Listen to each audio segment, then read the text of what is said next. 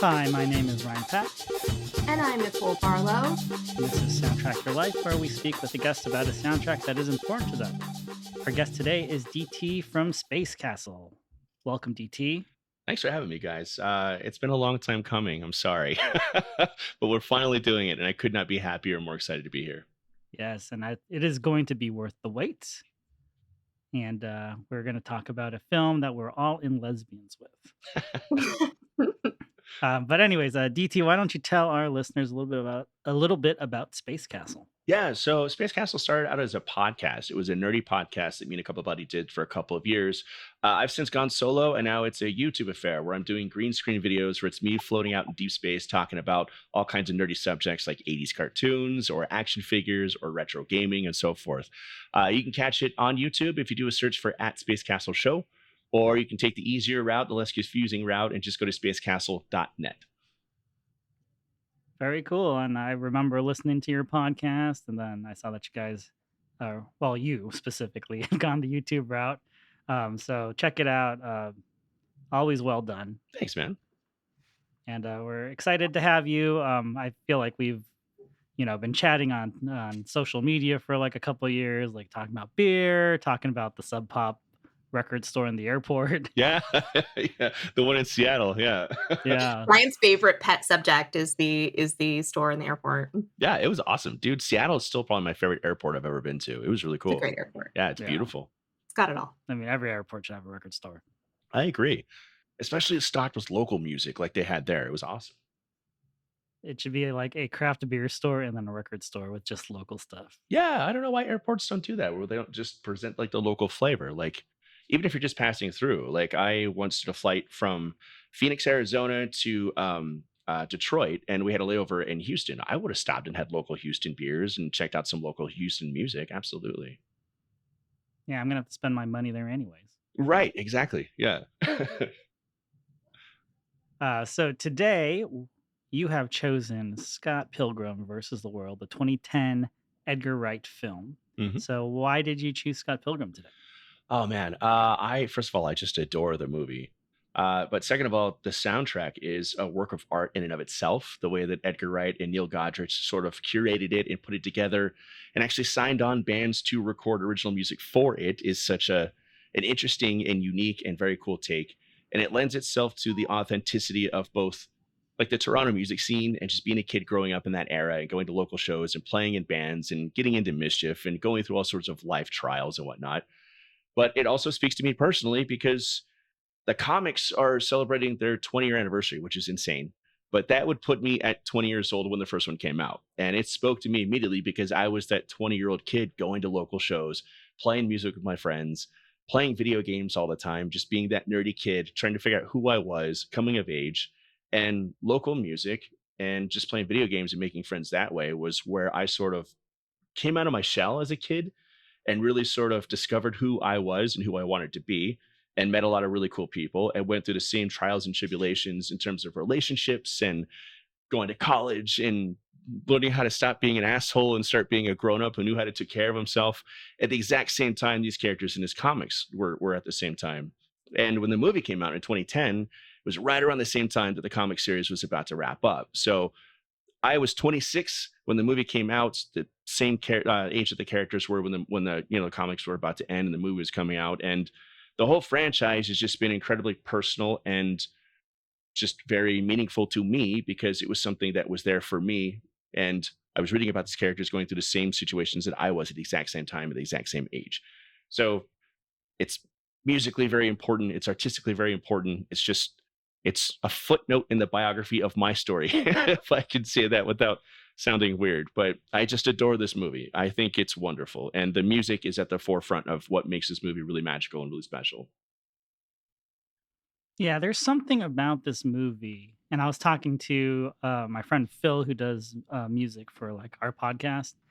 And I had him on an early episode. We were talking about Baby Driver. And he goes, it feels like Edgar Wright has been making these movies just like for me and my friends. Exactly. Yeah. And that's Yeah. how the comics felt too. Like when Brian Lee O'Malley was making the comics, it was like it was like he was making them for me. Like we were the same age, the characters the same age, and it's very, very poignant for somebody who grew up in that era. So yeah.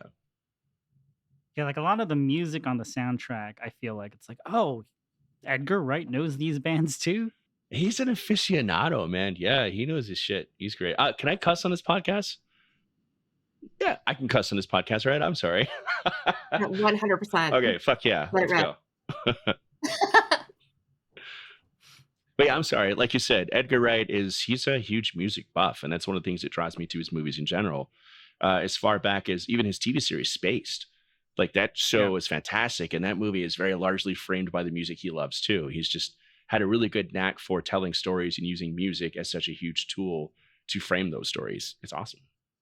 Yeah, Edgar Wright's movies always feel really personal, but really, really accessible. Really like catnip, I think, for I think all of us are kind of like in the same age cohort, like people that grew up with this indie music, particularly.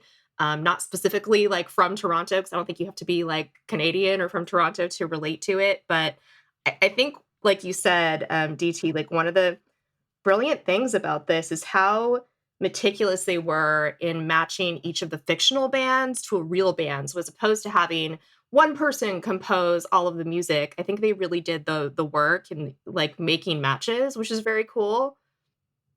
Yeah, 100%. So they went through a large process of about 2 years where they were both figuring out how they wanted to compose the original music for the movie and also curate bands that were largely Canadian bands because they wanted to represent that local Canadian scene. But they also brought in, a broad swath of musicians like Beck, who wrote the majority of the music for Sex Bomb, the main character's band. They had like Metric come in, and they're Canadian. They came in, they represented classic Demonhead, which is like one of the villains, like band and whatnot. They had what was Broken Social Scene did the music Yep. for Crash and the Boys, and like you Mhm. said earlier, they had to write like a 3-second song, but they did it, and it was amazing. Like, Mhm. yeah, that's something that Edgar Wright always does is he brings such an authenticity to every movie he creates. Even if it's like Shaun of the Dead. Like Shaun of the Dead is also very much like a figuring yourself out coming of age movie. And it's framed with humor and slapstick jokes and like killing zombies and stuff, but it's about this slacker who's gotta, you know, be forced into a terrible situation to figure out who he's gonna be and actually become an adult for the first time. But yeah, the soundtrack is phenomenal. We should probably jump into it. I don't want to hold you guys up and, Oh, and we're have you guys. Oh, jumping. No, we're jumping. This Yeah, is happening. No, it's great. Like I remember seeing this movie for the first time, and this is the sort of soundtrack that just kicks you in the fucking teeth yeah, because from the moment you get that opening to Sex Bomb, you are like locked in. Like it's a soundtrack that locks you in, and it does just such an amazing job of crafting the entire story around the music. Is like you said, they had the music, I think 2 years before they started filming. So everything is choreographed, everything is written around this music. The actors had to like learn to play instruments so that they could be in these like fictional bands, which is so cool to me. yeah. It's awesome. The kid who plays Crash from Crash and the Boys, his favorite band is Broken Social Scene. So he actually got to sit in with the recording sessions and like meet his favorite band and also be like, oh my God, I have to like sing over a track that my favorite band just wrote in the studio. So that No was, pressure. I'm sure that was super cool and awesome, but also incredibly nerve wracking for him. And the kid who played Steven Stills, the lead singer of Sex Bomb, he had to go in and like record with Beck and like sing over like Beck tracks that they had written. And Beck was so into it and so excited to be part of it. I think he wrote like 40 different Sex Bomb songs, just scratch record, just like scratch tracks where he like just recorded them on 8 tracks and like mailed them to Edgar Wright. And they Yeah. picked the best ones and the ones that fit the movie the best. But yeah, he was just super involved from the start. And one of the things that he said from the early, like from the jump, was that so many times you make a movie or a TV show about a band, and especially an indie band, and the music feels inorganic. It feels produced. It Mm. feels like the writers of the show wrote the lyrics and they had, hired gun musicians come in and record something quick and easy. And that's not what Edgar Wright and Neil Godrich did. They actually wanted everything to feel organic and authentic and honest. And that's where Beck approached it. Like, Beck is a world-class musician. The guy is phenomenal. He's been around for decades now, and he's just one of my favorite musicians of all time. And he came in and he was like, yeah, I wrote a bunch of trashy, awful, crappy 3-chord songs, but I poured my heart into them because that's what these kids would have done. So the end result is just really cool. And like you said, this soundtrack kicks you in the teeth from the jump. Like when I first saw the movie, after having read the graphic novels for a number of years, like I was Knives Chow sitting on that couch with stars in my eyes, like, oh my God, this is going to be something really special. And the music, like I said, is at the forefront of that. Yeah, and if you weren't spoiled by the comics, 'cause I'm somebody that read them after I saw the movie, and after the movie, Yeah, like, same. absolutely. So, I got into the comics after, so I didn't have, like, that pre-knowledge of actually the band is gonna be good. So, I think the real twist for people that were new to it on screen were like, "Oh, shit, yeah, they're actually, like, a good garage band," which Yeah. is cool. And I think, like, Edgar Wright worked really hard to find, the right thing for that. I think originally he was looking at the Black Lips for a Mhm. while. He was looking at a band called Be Your Own Pet that he was interested in being kind of the stand-in for Sex the Bomb, but I guess they broke up, Yeah. like, before he could engage with them. So Neil Godrich was just like, "Can we ask Beck?" Which is hilarious to me because if you live in LA, like Ryan and I do, like, you can't go to a show without seeing Beck. It's kind of my joke. He's just there hanging out. He's just That's there, like, all the awesome. time. If you haven't seen Beck, like, 57 times and you live in LA, I don't even know what you've been doing with your life in the last 20 years. It's like running into like Woody Yeah, it's like, Allen oh, we're in just gonna go see Manhattan. the Philharmonic today, right? No, it's Beck's dad. He's conducting, so Beck's Right, gonna or are you show going to the up. Adobe conference? Like, Beck's playing that. It's just Beck is everywhere. It's kinda like that joke in the if you saw the Mulaney show on Netflix, the joke is that, like, Flea is kind of like the omnipresent person that you can't, like, avoid in LA, and I feel like that's Beck. You can't avoid Beck. All roads, they lead back to Beck's house. That's awesome. But yeah, like, one weekend, and he knocks out this whatever it was, like, a 32-track demo with everything on it is pretty incredible. Yeah. And I think it's right around the time he was working on Modern Guilt with Danger Mouse, so he was kind of in that garage rock sort of mode anyways. Yeah. I mean, obviously those are different sounding because he didn't want to sound like a bunch of kids in a garage band Right. for that record, but Right. you know, he could definitely channel from those sessions. Beck had, like, nothing to go on, though, which I think is so cool. He had a script. I think they sent him some, like, giant printed out versions of the comic art, and they're Mhm. like, "I don't know, we kinda want this," and he was able to channel that, which is good for Beck. Yeah, the one thing that's really cool about the comics is the fact that Brian Lee O'Malley is a musician himself. He was in a number of bands growing up, and some of the splash pages in a comic actually have like the chords and some tablature of the songs that Sex Bomb plays in like a Right. very rough way. I play bass guitar, so I cranked them out as soon as I like bought the issues back when I was a kid and like learned how to play them and whatnot. And you kind of make your own interpretation. So I think he actually used one of the splash pages as sort of a basis of what chords they would play, but like Sex Bomb was like a good band, but still like a crappy, band made up of a bunch of 20-year-olds who didn't really know what they were doing. And I think Beck just absolutely nails that because it rocks, it kicks ass. Like all the songs are great, but the lyrics are kind of pretentious and kind of goofy and kind of silly. And it's like super crunchy. Like obviously they don't know how to mix their sound properly. And it's just I think him being the musician he is and also being the veteran sound engineer he is was the perfect guy Mhm. to capture that exact sound. It was absolute. I want to say brilliant casting because they almost kind of really did cast the bands in this movie as much as they did the actors, which is really awesome. Right. Yeah, and I believe out of Sex Bomb, Michael Cera's the only one that knew how to play his Right. instrument Yeah, beforehand. yeah, he's a guitar player. So I mean, if you know how to play guitar, you can play bass. Like bass is incredibly easy. I skipped guitar and went straight to bass because it was easier. So yeah, but yeah, I thought the actors in the movie did an admirable job of learning how to play, and especially Alison Pill, who plays Kim Pine. I think she's fully believable as the drummer in a garage rock band. I think she nailed it, and everybody just came to it with that fearless energy that Edgar Wright is just able to pull out of his actors, and they all feel like they're actual musicians, like rocking out and having a good time. Yeah. Mhm. Yeah, and so the movie is a battle of the bands storyline, but there's, I mean, obviously a whole lot of other stuff going on, and I think that's part of why perhaps it didn't do as well at the box office as everyone was hoping it would do because it's like it's a video game movie, it's a battle of the bands movie, it's a it's a wacky comedy. Like they didn't know how to exactly sell it. It's pretty cool what they did with the music. So not on the soundtrack is the Matthew Patel song, Mm. Mm. which is like produced by Dan the Automator. Yeah. And like even like the Ninja Revolution game, like the music for that was done by Dan the Automator.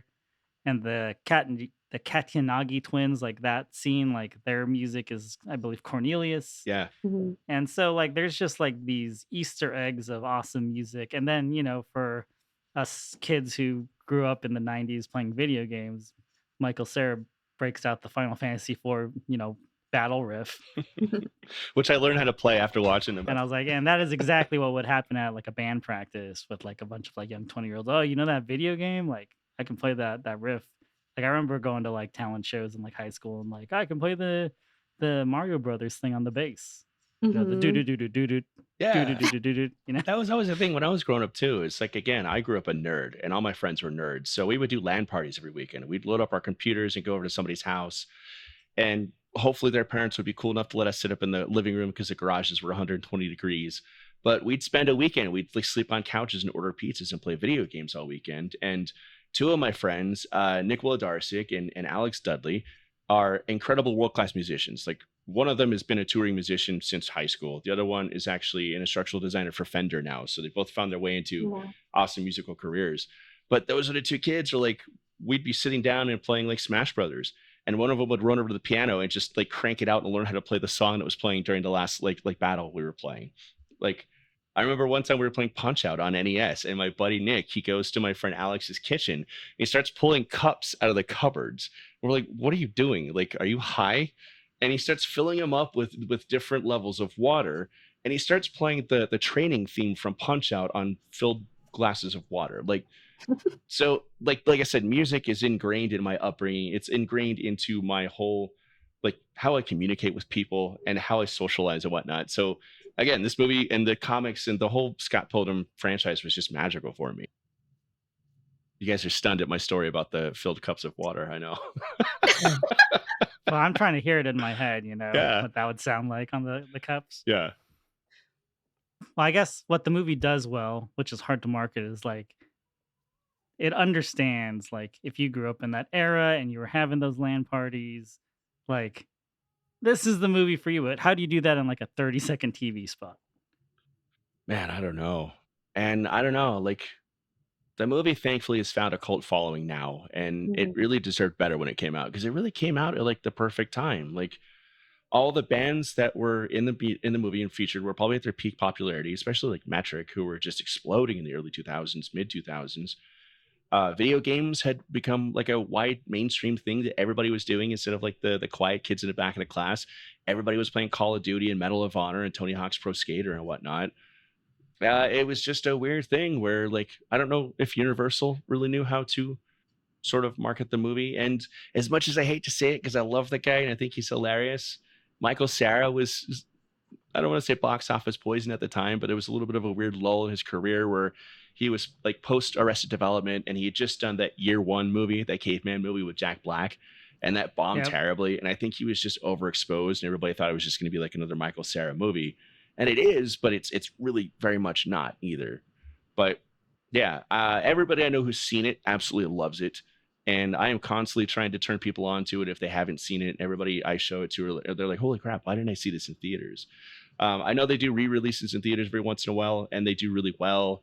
The movie's got a following. It just, unfortunately, just didn't do what it needed to do when it came out. But I wouldn't change anything about Yeah. it. I think it's wonderful. It's so interesting because when I saw it for the first time, I remember my group of friends all loved it. And so it kind of achieved like an immediate cult status, like an Yeah. immediate place on like the Great Pyramid of amazing things. But I also have a lot of nerd friends. Maybe that's the explanation. So I don't think I ever had like a moment in time where like Scott Pilgrim wasn't like the best thing to ever happen. Yeah, I've never heard anybody say, yeah, the movie sucked. It was boring. I hated it. Like, I've never had anybody ever say that to me, even when it first came out.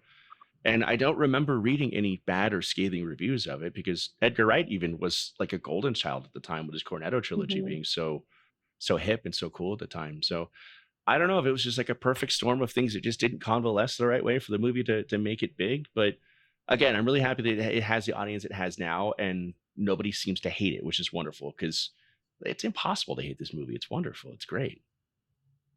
Yeah, I do think there was a Michael Cera problem. Not that Michael Cera is the problem, No. but I think that there was definitely a push they're trying to push him too much to be like a leading man. Yeah. This is like so much Michael Cera slander on this podcast right now. No, we're So saying Well, the I'm opposite. much. gonna We love I'm gonna Michael blame Cera, I'm gonna but blame Juno. So much, Michael. Yeah, you know what though? I don't really want to talk about Juno ever on this podcast. If somebody picks it, we'll talk about it. But Either that, I need the Nick and Nora's Infinite Playlist or I whatever it's like that called. movie though, and I like Juno. I don't know.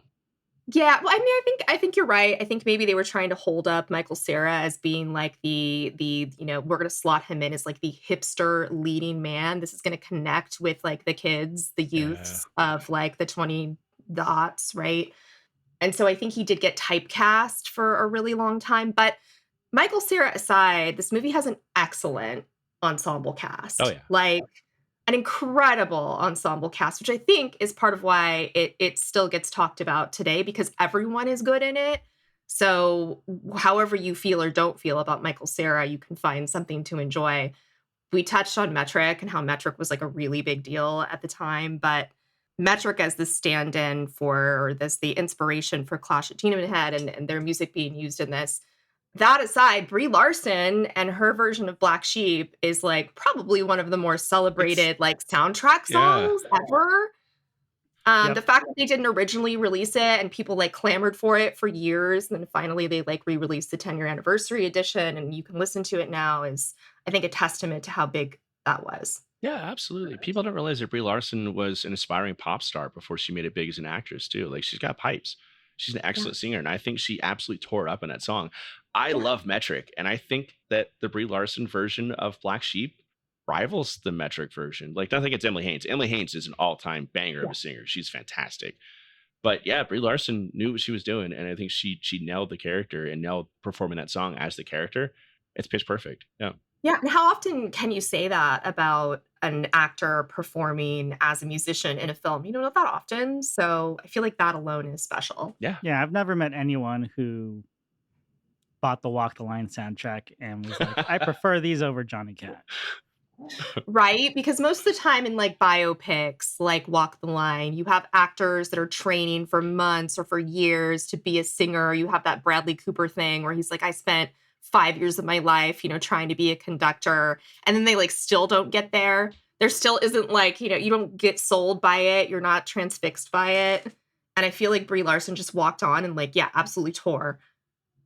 And she was Slay. like 18 at the time. Yeah. Ridiculous. A ridiculous performance in what would otherwise be like a really kind of small part. She's not on screen for that long. Big presence in like the film and in the story, but like ultimately not that much screen time. Yeah, everybody in this cast gets a chance to make a big impact in what limited screen time they have. Like you said, everybody's amazing in this movie, and everybody went on to have massive, giant careers. Like Chris Evans, Right. like he went on to be Captain America and be one of the biggest names in Hollywood ever. Like you had Brandon Routh, who went on to be Superman. You had Jason Schwartzman, who's done like every single Wes Anderson movie and is amazing and hilarious, and all of them.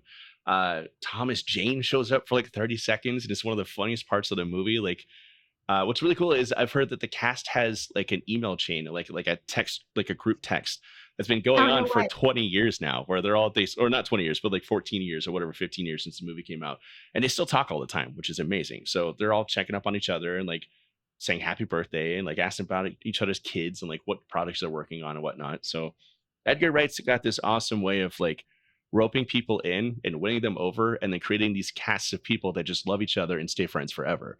I think that's just that sort of environment he fosters as a writer and director. And you can fully see it in this movie. You can tell everybody is like in character, doing what they're supposed to be doing, but also like having the best time. Yeah. Yeah, and speaking of this stacked cast, the narrator of the movie, who doesn't show up a ton, is Bill Hader. Yeah. He's the voice of the Ninja Game too, which is amazing. Right. Yeah.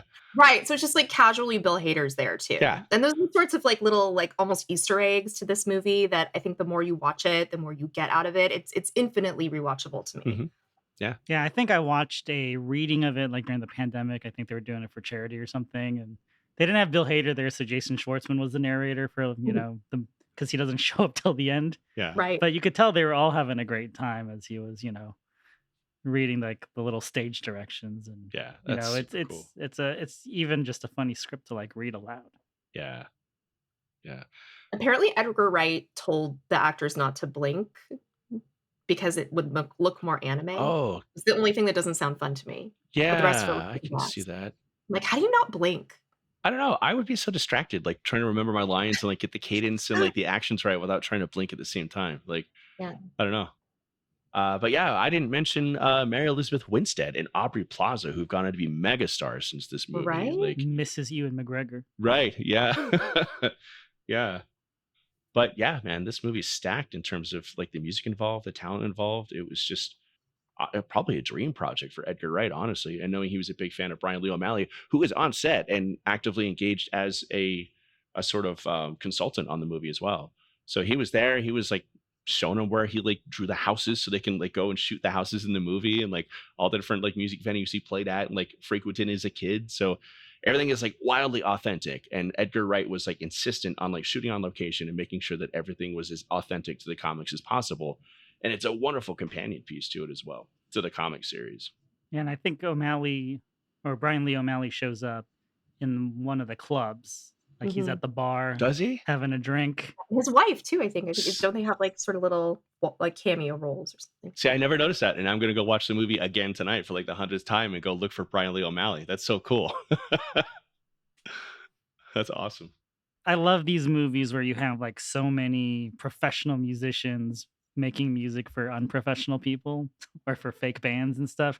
Like even the bass battle, I think they got like Justin Metal Johnson, who plays in Nine Inch Nails and Mhm. Beck's band, and he's a top-notch musician and producer. He's one of the bassists in the bass battle. And I think it's Jason Faulkner. I think Nigel Godrich might have also played some stuff in there. Like it's Probably. not just like, oh, let's see what Michael Cera can do. It's like, no, you're just gonna be like jamming out to, it's not Flea, but it's pretty top class Yeah. basis. I think I heard a rumor that the bass battle recording was like improv, and I think they did it in like one take, and that was it, which I fully believe because it's Wow. just some silly goofing around like noodling. But yeah, what's your guys' favorite track on the soundtrack? Oh no. And you It's can too go hard extend because it too. they're so good. Like everything on here is so good. And it's not just the songs that were made specifically for the bands and for the movie, but I think overall it has a really nice soundtrack too. You get By Your Side by Beachwood Sparks. You get I heard Ramona sing by Frank Black. You get Teenage Dream by Mark Bolan. They somehow got Under My Thumb by the Rolling Stones for this, which I think is pretty incredible by licensing standards. So that is hard. This is one of those soundtracks that's an embarrassment of riches. Absolutely. It's so good, pound for pound. I think like all of the Sex Bomb songs I have and will listen to, like independent of the movie. I think they're all great. And then Black Sheep, of course, I Yeah. think is great. Yeah, the Under My Thumb thing is interesting because I think that's like one of Edgar Wright's favorite songs because he's a huge Rolling Stones fan. And I know that early on they wanted that song in the soundtrack somehow, but it's the Rolling Stones, so the licensing for those songs would just be astronomical. So they ended up just signing on with the record label that owns the rights to the songs, just so they could like have them distribute the soundtrack, just so they could pretty much get that one track on the soundtrack too. So wheeling and dealing and making the dream happen. That's what Edgar Wright does, man. Dude's awesome. I like the Sex Bomb song "No Fun," which Mhm. wasn't originally on the soundtrack. It's the song that the band plays after they've kicked him out of the band and they're at the Chaos Theater in like Mhm. suits. Yeah. And he interrupts in the middle. I was like, oh, that's a really good song. Like, and it wasn't on the soundtrack, and it got re-released on the 10th anniversary. And that is my favorite Sex Bomb song out of all of them. My favorite Sex Bomb song is probably, and it didn't end up, it actually kind of sort of made the movie. It's played in the background of a scene, but it's not on the official soundtrack. And it's called I'm So Indefatigable. And it's actually featured in the comic where it's one of the scenes where Sex Bomb is rocking out, and it's got the lyrics. And I think it might be one of the splash pages that has the tablature too. But Beck, for the longest time, would play it live at shows because he wrote all the music. He do what he wants with it. But it's a rocking tune, and it would have been cool to see the band played in the movie. But it is in like one of the montage scenes. I think it's one of those scenes where like Scott Pilgrim's in like a dream sequence and he's going through all his emotions and whatnot. Favorite song on the soundtrack in general is probably the orchestral version of Ramona by Beck, which is just beautiful. Just it plays over the end credits. It's stunning. Yeah, I heard he recorded a bunch of different versions of that song as well. Yeah, I think on the extended version of the soundtrack release, I think there's like 5 or 6 versions or something like that. Like, yeah, that was one you can tell he like really loved and really owned and couldn't let go of and kept playing and toying around with, which is great.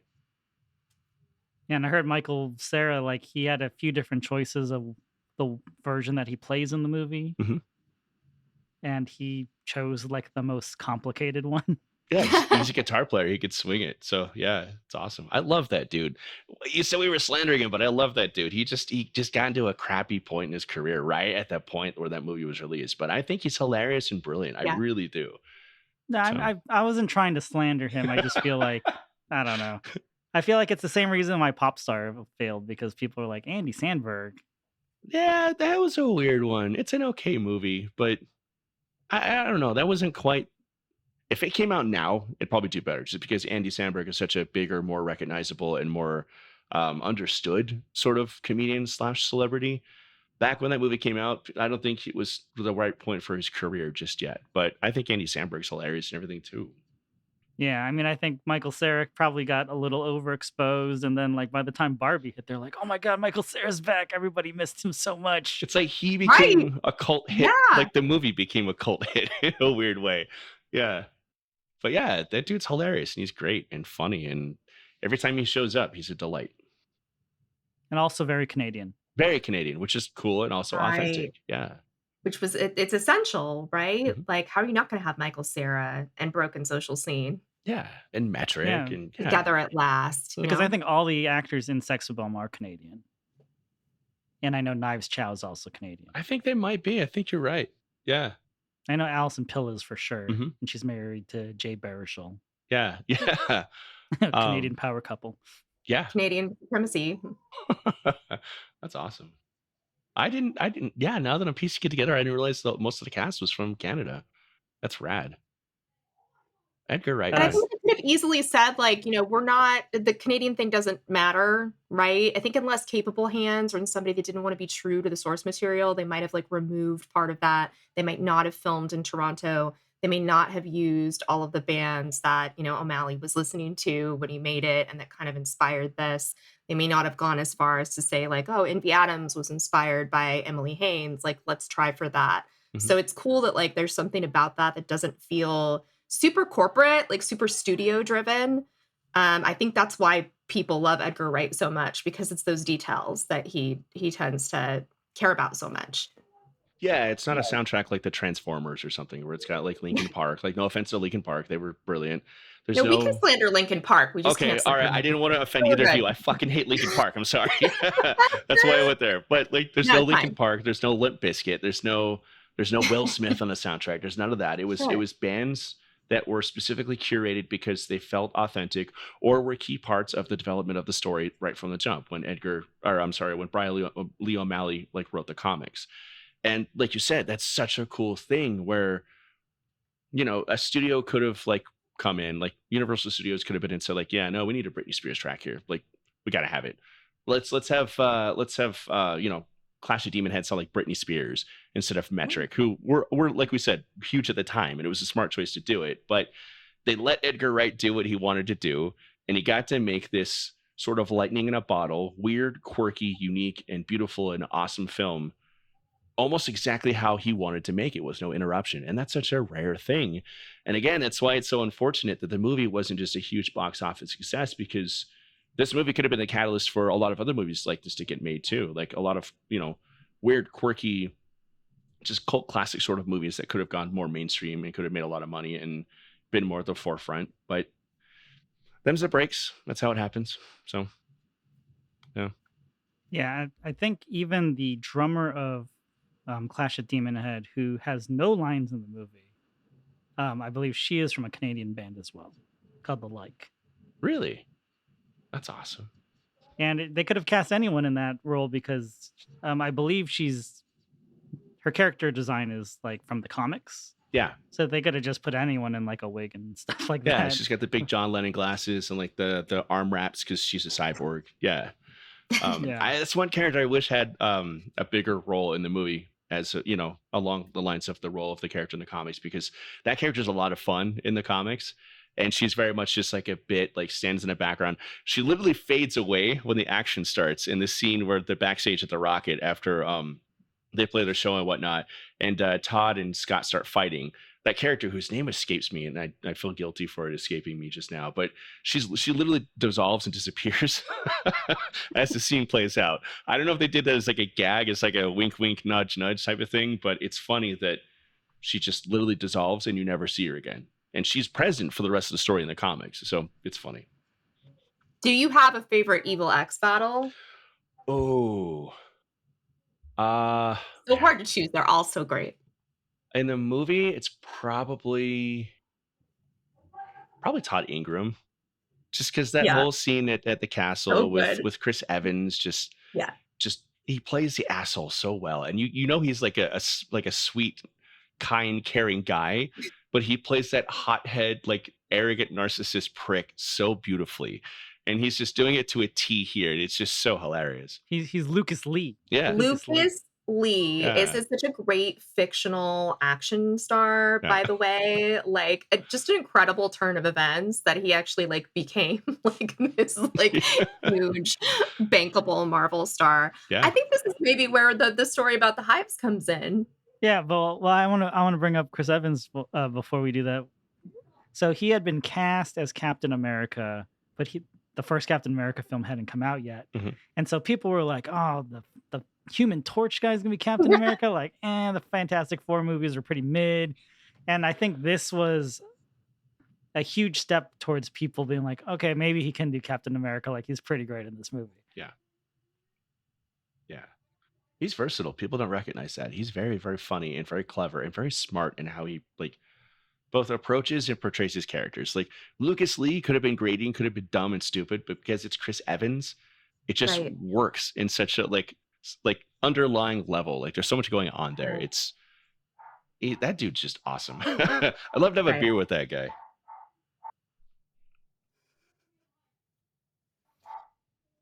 So there's my favorite line of the whole Chris Evans I don't know, arc of the movie is where he's beating the crap out of Michael Cera, and then Kieran Culkin just pops out and goes, "Big fan."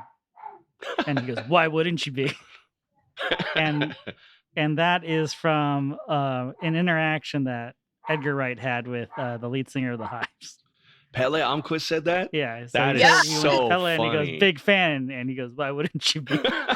And like but they're like buds. They're like buds. They're like buds. They're buds. Like, but honestly, can't you imagine? I can like hear it in my head. And like DT was just telling us pre-show that he saw the Hives just recently on tour. So that's Pele Almquist, though. I've been a fan for 20 years. I've never heard that story about him and Edgar Wright, but that's so Pele Almquist. As again, I've heard that Pele is like one of the sweetest, nicest guys ever, but the Hives have sold themselves as that sort of cocky, egotistical, narcissistic punk band, and they play it so well. Like Pele was like, he was like addressing the crowd. He's like standing up on top of like the monitors. He's like talking to the crowd, and somebody says, "Yeah," and Pele's like, "Shut the fuck up when I'm talking."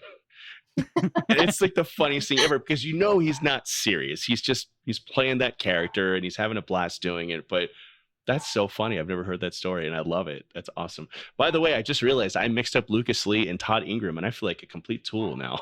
No, it's okay, because we knew what you meant. We knew what you meant. Yeah. The Todd Ingram battle is also really cool because, like I said before, I play bass. I played bass for a number of years, and the bass battle is super cool. Brandon Routh having the chance to actually kind of like spread his wings a little bit and play this goofy, awful, evil, hilarious character was really great too, because that's another guy that really just deserves better in his career, man. Like, he got a raw deal with the Superman movie, and he's kind of become like another cult, like sort of actor that's always delightful when he shows up. Everybody loves him, but he just was never able to capture that leading man sort of career that I think he honestly deserved. But thank goodness for this movie, though, because like I think a lot of people discovered him or rediscovered him going back and watching this movie, because he's delightful too. He's just a great actor, and he's always fun in everything he's in. Yeah, his line readings are fantastic. Yeah. You know, chicken parm's not vegan. Yeah, it's awesome. You're incorrigible. I don't know the meaning of the word. He really doesn't. He's so funny. Like, the comedic timing on that man is just astounding. He's awesome. Yeah.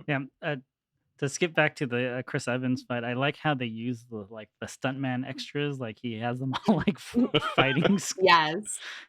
and it's like, oh, who needs that Ryan? What Fall Guy? Who needs Fall Guy? We had that Lucas Lee battle.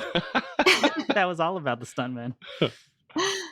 Yeah, it's almost like it has like more good ideas in it than like 10 movies, right? Like it's got like 10 great movies worth of like just wonderful gags and ideas, and it's just very fun to watch. Yeah, honestly, the movie could have been 3 or 4 hours long. It could have covered the entire saga of the comics, and I would have been there engrossed the entire time. It would still be a movie I rewatch 2 or 3 times a year, even at that length. It's just a wonderful, fun, beautifully crafted world to spend time in. And the little details, like we've talked about, are just great too. Like even like when Scott and Ramona are on the bus for the first time after the battle where like Dev Patel comes in, or not what's the character, the first fight with the first evil Matthew ex? Patel. Matthew Patel, thank you. I was thinking Dev Patel because I just Dev watched Patel is Monkey Man again, which is Yeah. amazing. Yeah.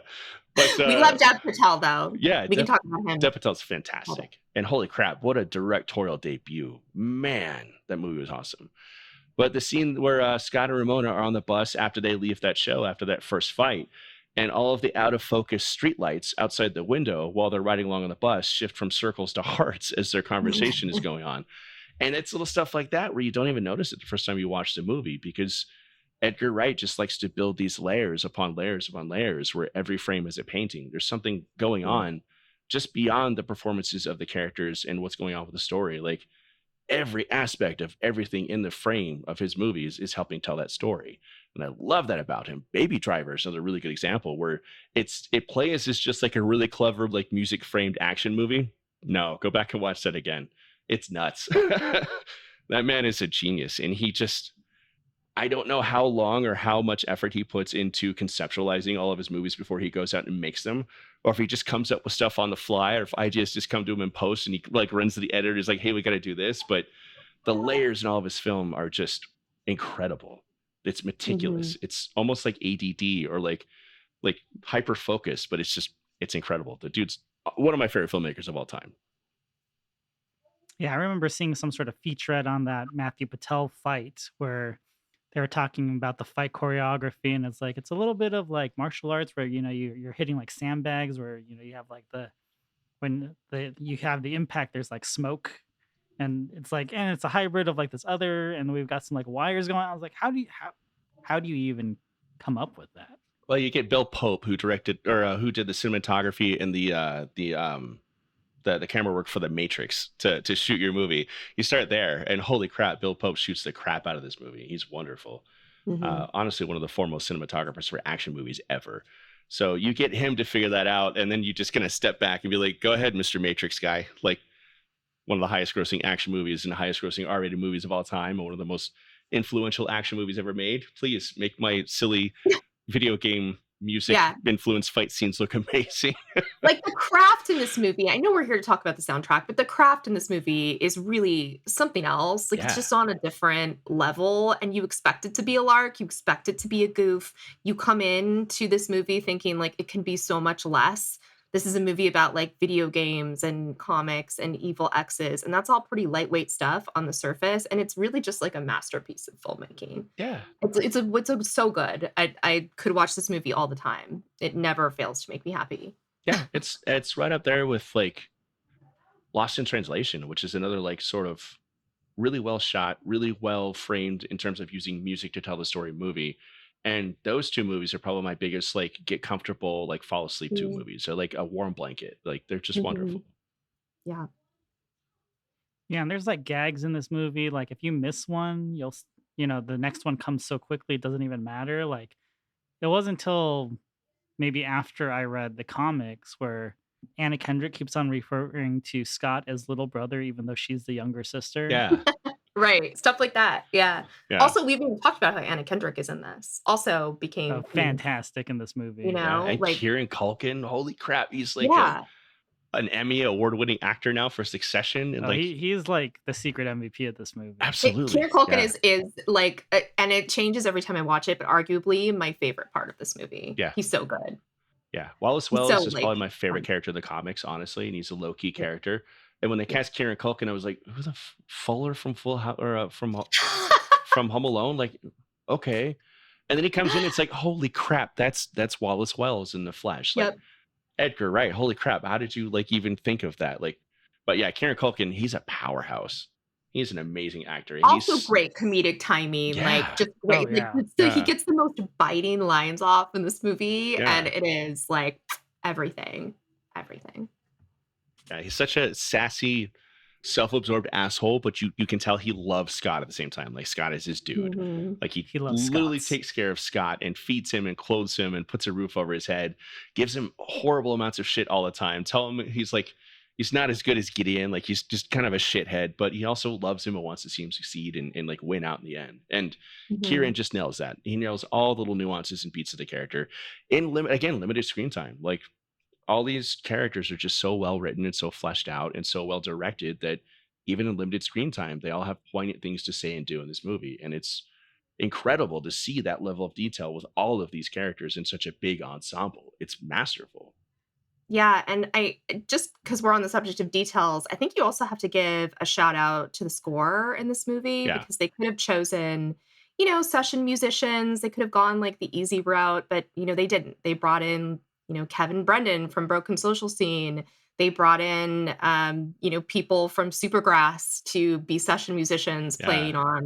Love on all of this Supergrass. soundtrack, and it's a good score too, and the score I think is, also kind of worthy of praise.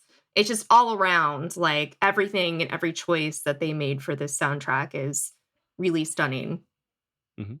And, like, I think on a scale that, like, you don't see very often. Like, you don't see, like, this amount of investment in just a soundtrack because it had to be that level of investment for the movie to work.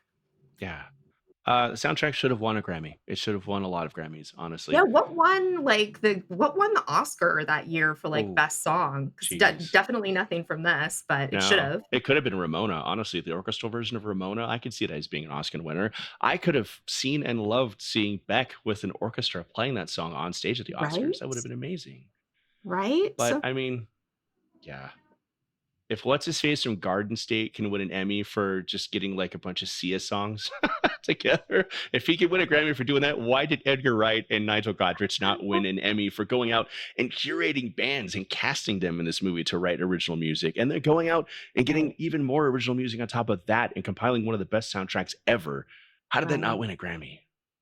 I don't know, because Universal didn't pay enough money to win the award. Yeah, probably because there's no campaigning for it. I don't know. Right. Mysteries, Yeah, mysteries. the movie didn't do well enough, so they didn't want to put money into the campaign, I guess. Yeah. One of my favorite music scenes that we haven't talked about is kind of the introduction of Ramona Flowers. Like she's already been rollerblading through Scott's the interspace highway in his head. But when they're at the party and Frank Black's I heard what is it? I heard Frank Ramona sing. I heard I heard Ramona sing. Ramona sing, Yeah. which is not an original song for the movie. It's just a song that Frank Right. Black Yeah. wrote, but it fits so perfect, that instrumental intro to the song, and then Scott scooting next to Ramona. Like it I was very surprised that like I guess I'm not a huge Frank Black solo person, so I didn't know it was written before, but I felt like it was written for the movie. Yeah. How well it works. Don't they have Ramona by the Flying Burrito Brothers in the movie too, don't they? Like there's multiple tracks that are just shit, I think there's actually one by the Black Lips. It's like Oh Ramona or something like that. Or no, Yeah. Yeah, it's Oh that's on the Katrina. soundtrack Yeah. too. Oh, Yeah, Katrina. yeah, yeah. Which it's Yeah, yeah, that's thematically fits the movie. But yeah. And then there's that character that plays what's his name? Como, who's like, Yeah. He knows I remember everybody. you having a little too many Coke Zero G and T's. That guy started showing up a lot. He kills it in the very small amount of time he has, but I feel like he's another person who got pushed into a bunch of like larger roles that didn't quite fit him, and now he's kind of in that Michael Cera, Andy Samberg purgatory. Yeah, that dude ended up on The Office for a little while, didn't he? Yeah, I know he was on New Girl for a little while, Yeah. Yeah, he was great in New Girl. Yeah. and then they tried to like do a new sitcom with him and Natalie Morales, Hmm. where she had like a bar in a backyard. Yeah. I haven't seen that. Yeah, it didn't do very well. Yeah, fair But you enough. know, I love him in this movie. Like whenever that guy shows up, like that guy's so good. Yeah. He's so great.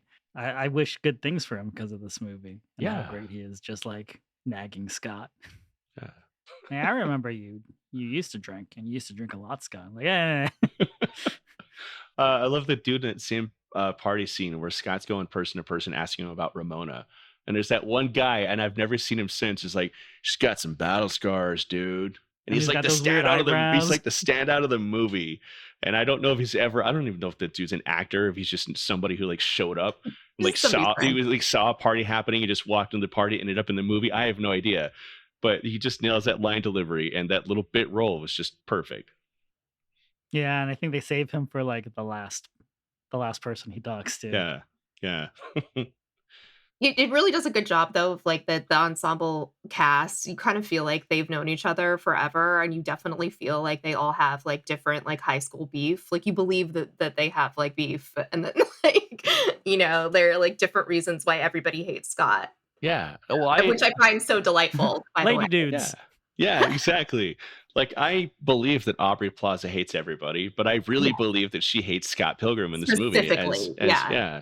Because the comics obviously go into much greater detail about why she's not particularly happy with Scott and why she, you know, doesn't really like him and is kind of a hanger on and kind of like a I don't want to say star fucker because Steven Stills isn't really a star yet, but obviously she gloms onto Envy Adams because they went to college together and whatnot, and were friends from back in the day. Envy comes to town, she wants to like jump on and be like that best friend of the star person, but Aubrey Plaza plays that beautifully, where it feels natural. Like you understand why she hates Scott, even though they don't really talk yeah. about it. You understand why a lot of people hate Scott, And they don't I mean, they don't but really go into the backstories too deeply of anyone, like, they don't go into, like, Kim and Scott's, former, yeah, relationship either, but you get it because it's so well acted yeah, and the lines are so precise yeah, that you kinda understand, and like, I think the best part of the movie for me is just, like, having people, like, consistently reading Scott for various things that he's fucked up. yeah. And that's what happens in the comics too. And it's hilarious because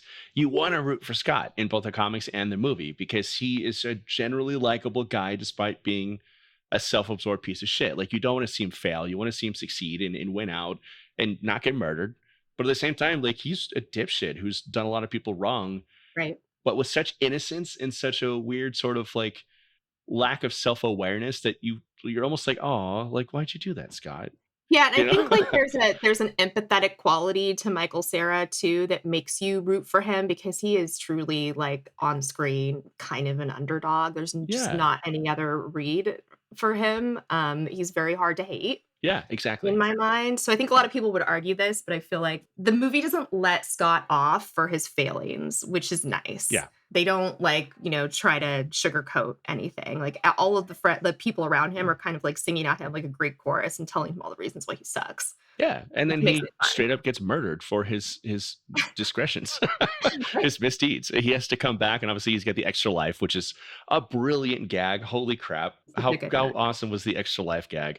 But Yeah. he has to literally die and be like, oh crap! Now I see where I messed up, and go back and make a different choice, and go back and make Yeah. good on his past mistakes, and become the adult he has to be in that third act. And it's so cool that like they bring back the sex we are sex but bomb to like be the framing device for the beats for that action scene, which is just super clever. It could have been just Nigel Godrich sort of like synthesizer action music, and instead it's the band that he's been a part of for so long in the background, like playing it almost as like an action theme for him, like facing off and actually becoming the person he needs to be and beating Gideon, which is awesome.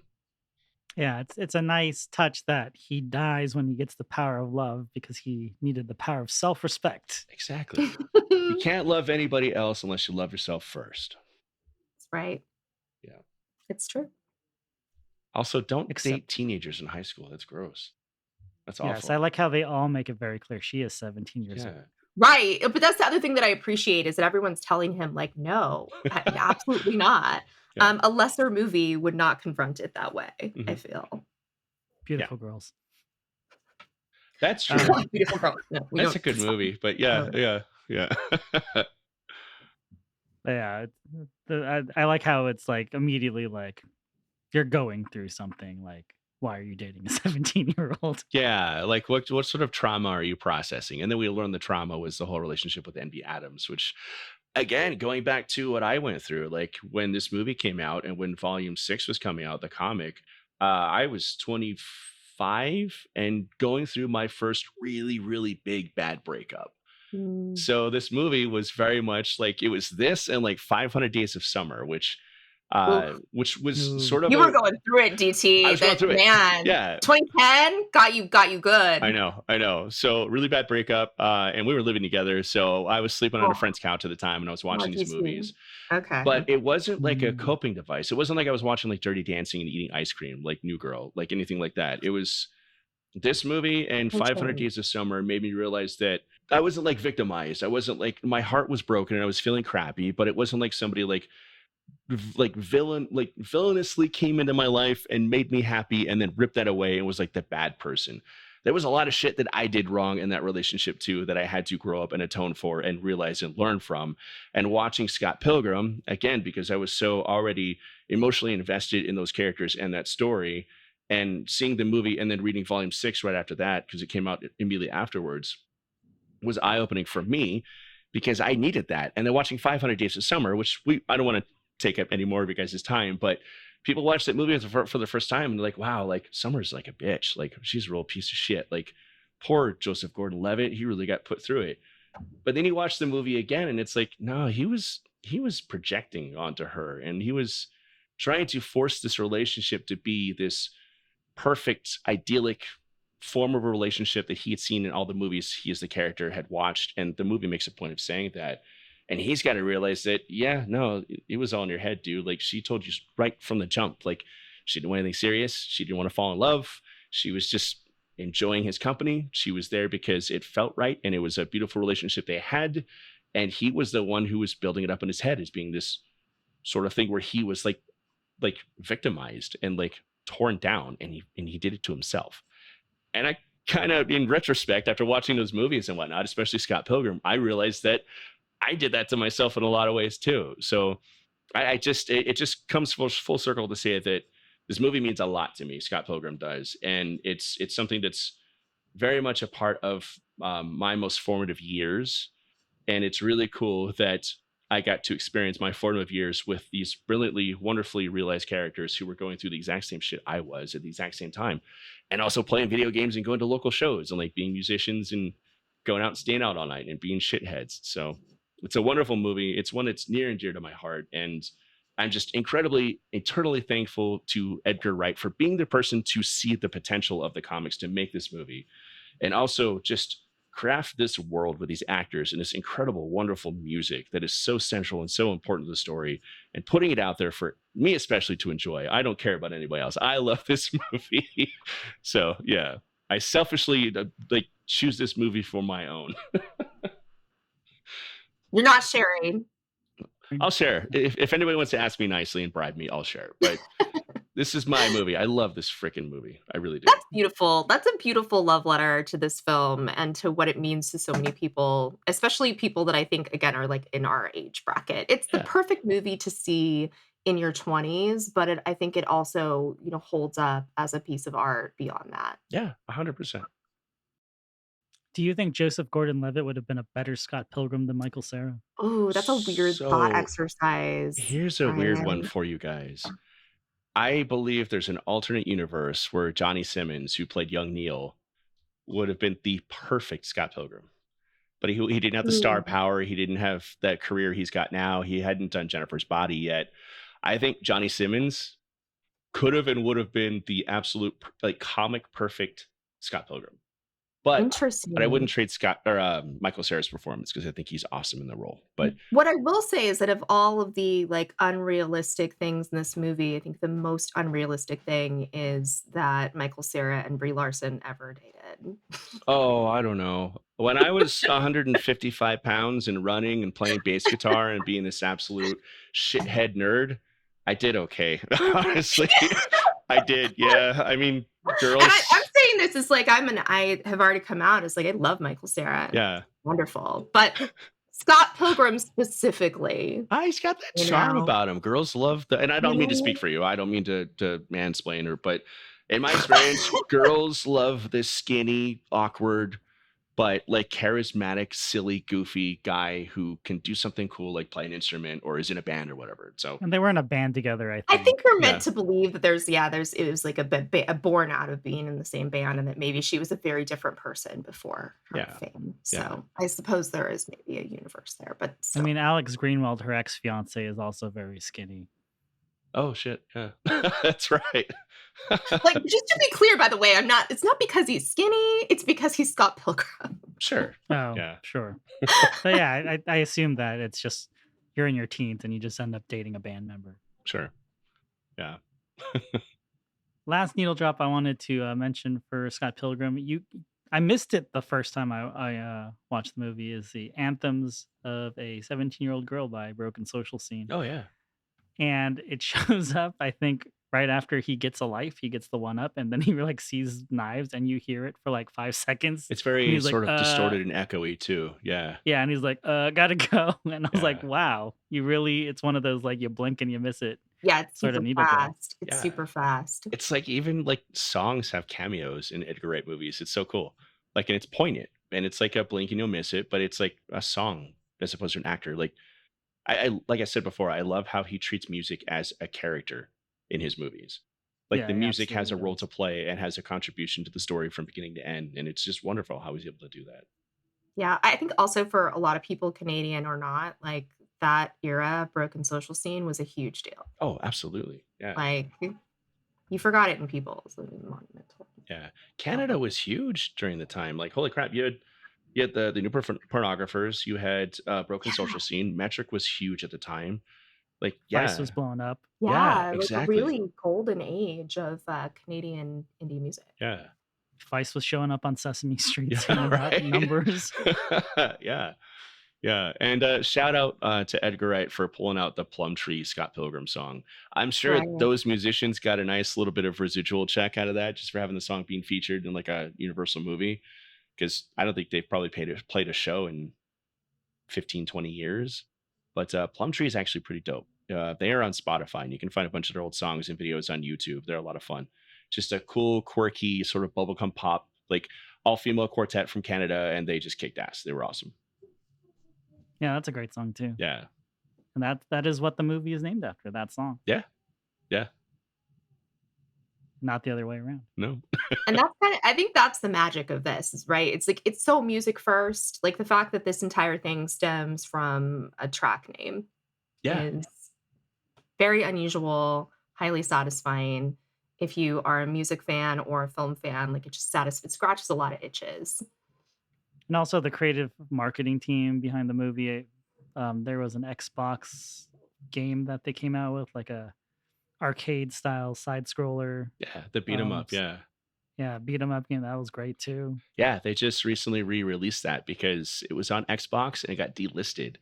And people were selling Xboxes with it still on the hard drive on eBay for a lot of money because the game was awesome. Another really great soundtrack by Anamanaguchi, where it was all chiptune and it was again perfect for the franchise and the story and whatnot. But yeah, great game. Any final thoughts, Nicole? Oh, I mean, like, I'm over the moon to be talking about this movie at all. I think we've tried to talk about it for a really long time and it hasn't materialized. So thank you, DT, for choosing it and for, allowing us to just be fans, really. Sometimes we argue about stuff and we're like, this is not one where there's anything bad to say. We're just arguing what is the best part. Exactly. Which is sometimes a Good fun problem to conversation to have. Yeah. Yeah. But thank you guys for having me. Like I said, 2014, holy crap. 2024 has been one of the busiest years of my life, and you guys have been incredibly patient with me trying to get on this show, and hope it was worth the wait. It was worth the wait for me. You guys are lovely. I'm a big fan of the show. Being able to talk about Scott Pilgrim, I get talk about Scott Pilgrim all day, every day for hours on end. So this has been an absolute joy. Yeah, we are glad to get you on the podcast. We are excited to talk about Scott Pilgrim as well. Listeners, you can check out Space Castle on YouTube. We'll put that in our show notes. And you are on X as well. Mm-hmm. I called it X. You're on Twitter as well. Twitter, Facebook, Threads, Instagram, TikTok. I'm in TikTok. I think I'm the oldest person on TikTok. No. No, Kamala And, Harris, she's on TikTok. I'm not the oldest Yeah, person. everybody's got to be on TikTok Thank you, now. Kamala. and I'm sure Tim Waltz is on TikTok, and he's even He older is. than He's her. calling it Tim Talk. Are they really? Yeah. That's awesome. We'll throw all that in the show notes. Obviously, you can find us at SoundtrackCast on Twitter and Instagram, and on Patreon. We are Soundtrack Your Life. But thanks again, DT, and we'll catch you again next time to talk about Five Cases. I'll be there.